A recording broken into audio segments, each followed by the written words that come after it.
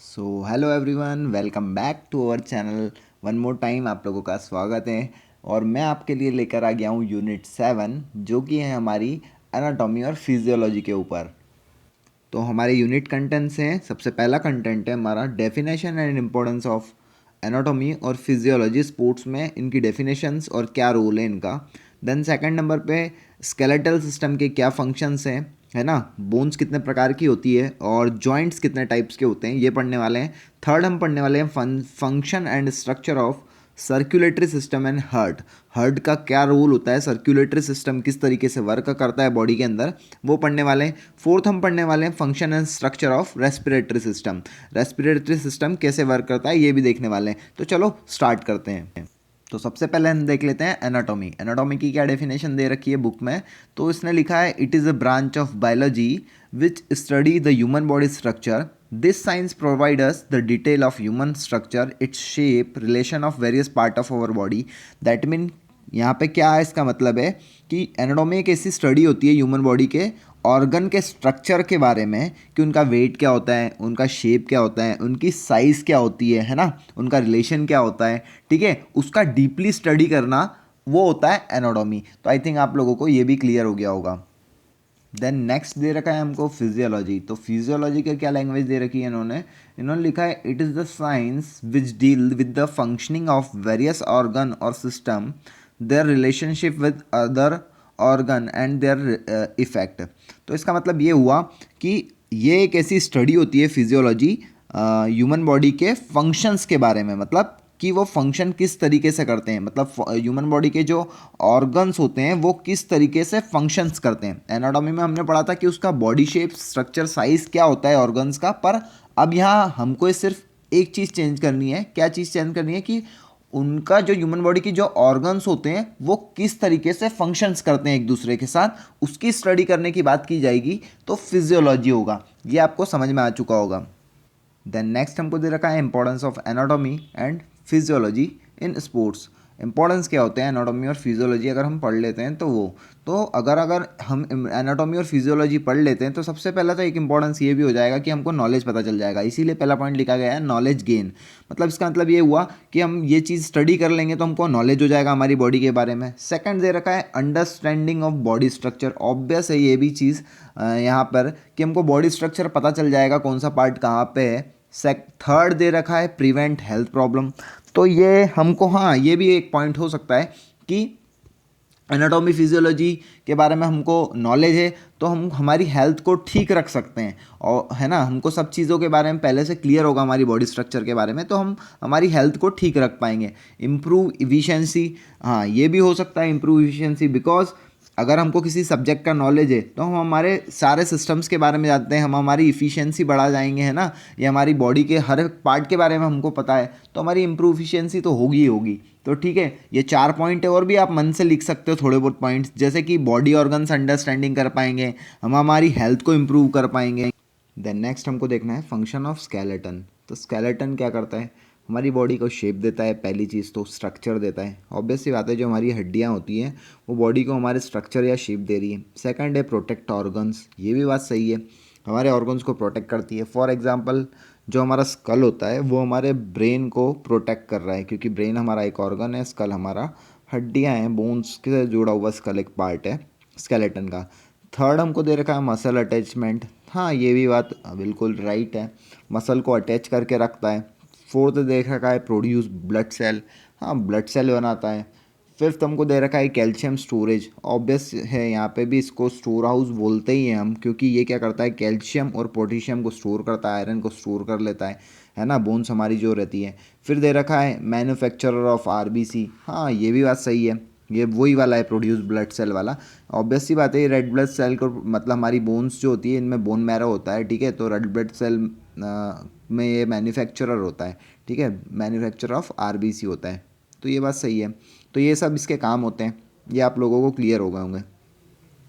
Then next है हमारे पास division of skeleton. Skeleton मतलब दो पार्ट में डिवाइड किया गया है, सबको पता है स्केलेटन। सबसे पहला जो ऊपर वाला पार्ट होता है वो होता है एक्सियल स्केलेटन, नीचे वाला जो होता है अपेंडिकुलर स्केलेटन होता है। ठीक है, तो पहले मैं आपको डायग्राम के थ्रू समझा देता हूँ। इसके अंदर जो ये वाइट पूरा जो पार्ट है ना स्केलेटन का, वो है अपेंडिकुलर स्केलेटन। ठीक है, और एक्सियल स्केलेटन है वो ग्रीन वाला पार्ट है। ठीक है, तो एक्सियल स्केलेटन के अंदर वर्टिब्रल कॉलम आती है। ठीक है, जो अपनी ये नीचे वाली लंग्स के बीच वाली हिस्सा होती है, रिब कैज आ जाता है, और स्कल जो खोपड़ी होती है ना, ये इन्वॉल्व हो जाती है। फिर अपेंडिकुलर स्केलेटन के अंदर क्या क्या इन्वॉल्व है, तो इसके अंदर शोल्डर ग्रिडल आ जाती है, शोल्डर वाला पार्ट। पेल्विक ग्रिडल आ जाती है, एल्बो वाला पार्ट। ठीक है, फिर bones of upper and lower limbs है ना, दोनों अपर साइड की हड्डियाँ और नीचे साइड की हड्डियाँ है ना, दोनों चीज़ इसके अंदर आ जाती है। तो इसको दो पार्ट में डिवाइड किया गया है, एक्सियल और अपेंडिकुलर। ये भी आप लोगों को समझ आ गया होगा। देन हमको नेक्स्ट पढ़ना है टाइप्स ऑफ बोन्स। तो टाइप्स ऑफ बोन्स के लिए हमने डायग्राम के थ्रू भी बताया है, और आपको एज अ थ्योरी भी इसमें लिख के रखा है मैंने। तो सबसे पहले टाइप्स ऑफ बोन्स में आपको 4 तरीके की होती है, 5 तरीके की बोन्स होती है। सबसे पहले आती है लॉन्ग बोन्स, फिर आ जाती है शॉर्ट बोन्स, फिर आ जाती है फ्लैट बोन्स, फिर आ जाती है इरेगुलर बोन्स, और एक होती है सीसामाइड बोन्स। तो लॉन्ग बोन्स के अंदर हमारी फीमर, मतलब फीमर कौन सी होती है, सबसे बड़ी हड्डी होती है, सबको पता है। ह्यूमरस कौन सी होती है, तो अपना ये आर्म्स जो होता है ना, ये वाली हड्डी होती है, और फीमर जांग की हड्डी होती है। ठीक है, देन हमारी शॉर्ट बोन जाती है। शॉर्ट बोन कौन सी होती है, तो ये रिस्ट की हड्डी होती है, आपको डायग्राम में दिख भी रही होगी। फ्लैट बोन कौन सी होती है, स्टेरनम और स्कैपुला। स्टेरम कौन सी होती है, लंग्स के ऊपर वाली स्टेरनम हो जाती है। स्कैपुला भी आपको डायग्राम में शो कर रही है। एंड देन फिर इरेगुलर बोन्स कौन सी होती है, तो वो वर्टेब्रा होती है, स्कल हो जाता है। स्कल मतलब जो बिना हिलने वाली रहती है, इरेगुलर बोन्स के अंदर आती है। फिर आ जाता है सीसामाइड बोन्स। सीसामाइड बोन्स कौन सी होती है, तो ये होते हैं पटेला। पटेला कहाँ पे होता है, तो आपको सबको पता है कि हमारा घुटने का टखने को पटेला बोलते हैं। ठीक है, तो ये इतने बोन्स के टाइप्स हैं यहाँ पे, तो ये भी आपको समझ में आ गया होगा। फिर हमको पढ़ना है जॉइंट्स। तो जॉइंट्स क्या होता है, joint is the place where two or more bone are meet and join. मतलब क्या, दो या दो से अधिक जो हड्डियाँ रहती है वो अगर जॉइन कर लेती है तो वो जॉइंट्स बन जाता है। ठीक है, तो ये तो समझ में आ ही रहा है। देन हमको पढ़ना है टाइप्स ऑफ जॉइंट्स। तो टाइप्स ऑफ जॉइंट्स हमने डायग्राम में शो किए हैं, और आपको ऐसे भी समझ में आ जाएंगे। सबसे पहले टाइप्स ऑफ जॉइंट्स में 3 प्रकार के होते हैं। Immovable joint, slightly movable, freely movable. Immovable को एक और बोलते हैं फाइब्रस जॉइंट है ना। स्लाइटली मूवेबल को कार्टिजस जॉइंट्स भी बोलते हैं। फ्रीली मूवेबल को स्नाइवल जॉइंट्स भी बोलते हैं। ठीक है, इमूवेबल में कौन सी होती है, जो हमारी स्कल होता है, हमारा सिर वाली खोपड़ी वाली जगह होती है, वो कभी हिलता डुलता नहीं है, इसलिए इसको इमूवेबल जॉइंट बोलते हैं। स्लाइटली मूवेबल कौन सा जॉइंट होता है, तो वह इंटरवेट्रबा होती है। कहाँ की होती है, इंटरवेट्रबा सबको पता है, जो हमारी रीढ़ की हड्डी वाली साइड होती है पीछे की नीचे की ओर, वो थोड़ी सी मुड़ सकती है ना, थोड़ा सा मुड़ सकते हैं अपन, ट्विस्ट एंड टर्न कर सकते हैं। फ्रीली मूवेबल या साइनेबल जॉइंट कौन कौन से होते हैं, तो वो हो जाते हैं हिंज जॉइंट, पाइवेट जॉइंट। कहाँ कहाँ पे होते हैं ये सब, एल्बो पे होते हैं, थंब पे होते हैं, शोल्डर पे होते हैं, हिप पे होते हैं। ये सब क्या होता है कि घुमा सकते हैं अपन है ना, पूरा रोटेट कर सकते हैं। फ्रीली मूवेबल जॉइंट्स हमारे। तो ये आप लोगों को टाइप्स ऑफ जॉइंट्स पूरी तरीके से क्लियर हो गया है। देन नेक्स्ट आ जाता है हमारा इंपॉर्टेंट टॉपिक सर्कुलेटरी सिस्टम। तो सर्कुलेटरी सिस्टम क्या है, circulatory system is a vital organ system that deliver the essential substance to all the cell. Circulatory system is a network composed of the heart pumping blood vessels that distribute blood throughout the body. इसका मतलब क्या हुआ, circulatory system एक ऐसा system होता है जो कि एक ट्रांसपोर्ट करता है ना, किस चीज़ को, हमारे ब्लड को, दूसरे सब्सटेंस को पूरी हमारी बॉडी में है ना, पूरा रोटेट करता है। इस डायग्राम से भी समझ में आ रहा होगा कि जो हमारा ब्लड है और दूसरे सब्सटेंस है पूरी बॉडी में सर्कुलेट करना, ये किसका काम हो गया, हमारे सर्कुलेटरी सिस्टम का काम हो गया। ठीक है, तो ये भी समझ में आ गया आपको।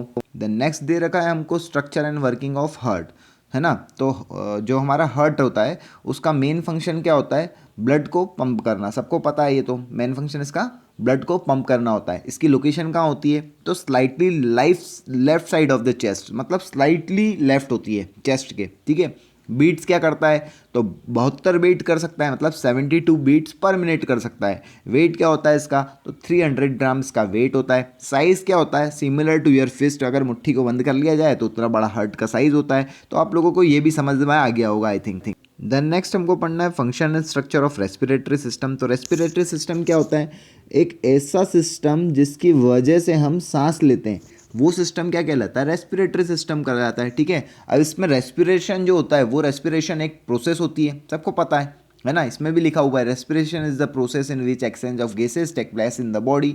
मतलब कि ऐसी प्रोसेस जिसके अंदर हम इनहेल करते हैं और एक्सेल करते हैं वो रेस्पिरेशन कहलाता है। ठीक है, अब यहाँ पर रेस्पिरेशन को भी दो पार्ट में डिवाइड किया है। पहला होता है एक्सटर्नल रेस्पिरेशन। एक्सटर्नल रेस्पिरेशन का मतलब क्या है? This respiration process take place in the lungs with the help of alveoli. In alveoli the carbon dioxide is diffuse from the blood and oxygen fuses with the blood. मतलब इसका मतलब ये एक normal process होती है जो कि alveoli की मदद से की जाती है और हमारे लंग्स की मदद से की जाती है। सबसे पहले क्या होता है, हम क्या करते हैं, बाहर से हमारी जब सांस लेते हैं तो हम ऑक्सीजन को अंदर करते हैं, है ना, ऑक्सीजन को हमारी बॉडी के अंदर ले रहे हैं और ऑक्सीजन और जो कार्बन डाइऑक्साइड रहती है वो हमारी बॉडी से डिफ्यूज़ कर रहे हैं, मतलब बाहर छोड़ रहे हैं। ये एक नॉर्मल प्रोसेस है। एक्सटर्नल प्रोसेस, रेस्पिरेशन प्रोसेस यही होती है। मतलब कि क्या करना, हमारी सांस को हमको लेना है, मतलब लेना है ऑक्सीजन को और कार्बन डाइऑक्साइड को बाहर छोड़ना, ही एक्सटर्नल रेस्पिरेशन का एक हिस्सा होता है। तो आप लोगों को ये समझ में आ रहा होगा कि ये एक नॉर्मल प्रोसेस है। देन नेक्स्ट है हमारे पास इंटरनल रेस्पिरेशन। इंटरनल रेस्पिरेशन का मतलब क्या है? This process of respiration take place in tissue and cell.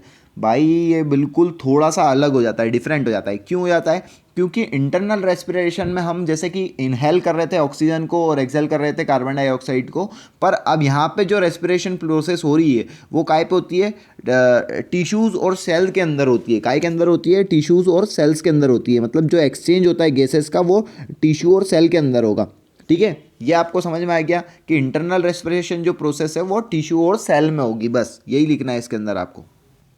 Then हमारे पास है functions of respiratory system. Respiratory system क्या काम करता है? तो सबसे पहले produce energy from the body. ये पॉइंट लिखना है हमको कि एनर्जी प्रोड्यूस करता है। कैसे करता है? तो भाई वो इंटरनल रेस्पिरेशन के थ्रू करता है, सेल्स और टिश्यूज के द्वारा करता है। ये मैंने अभी आपको बता दिया है कि एनर्जी प्रोड्यूस करता है। देन नेक्स्ट है help in breathing. Help in breathing obvious सी बात है कि रेस्पिरेटरी सिस्टम में ही हम सांस लेते हैं, रेस्पिरेटरी सिस्टम के थ्रू ही हमको सांस मिलती है। तो ये हमारी एक्सटर्नल रेस्पिरेशन की प्रोसेस होती है, इनहेल करना और एक्सेल करना। तो हेल्प इन ब्रीथिंग एक पॉइंट हो जाएगा।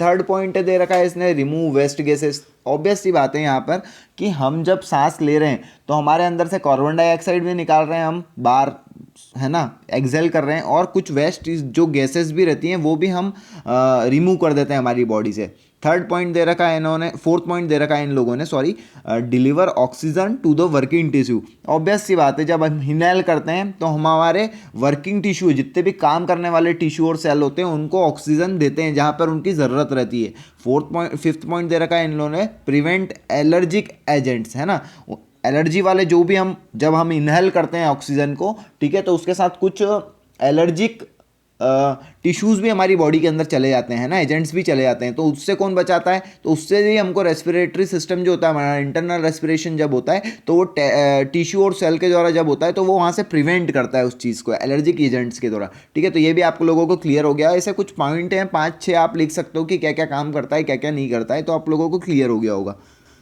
तो आई होप आप लोगों को वीडियो बहुत अच्छी लगी है और आप लोगों को काफ़ी पढ़ने को भी मिल गया है ना। यूनिट 7 पूरी तरीके से समझ में आ गई है, और अगर फिर भी कोई डाउट है तो आप मुझे कमेंट बॉक्स में ड्रॉप कर देना। मैंने आप लोगों के लिए 2 क्वेश्चंस बनाए MCQ, आप इसका आंसर दे के जाना और कमेंट्स में उसके आंसर ज़रूर लिख देना पिन करके कि मैंने सर ये आंसर कर दिया है। ठीक है, तो thank you so much, bye bye.